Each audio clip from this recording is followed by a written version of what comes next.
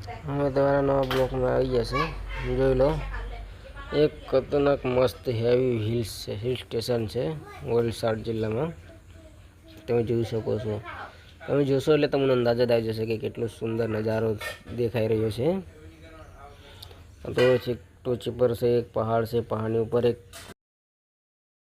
4 થી 5 મંદિર લાયક સ્થળ છે, જોવા માટેનું બહુ મસ્ત સ્થળ છે। તો યાર થાકી ગયો સડીને, જો તો ખરા મારી હાલત કંટાળીને ઊભો જો બેઠો છે, જુઓ તો ખરા। એટલામાં તમને એક વાત તમે દેખાશે અત્યારે તમને કહું છું।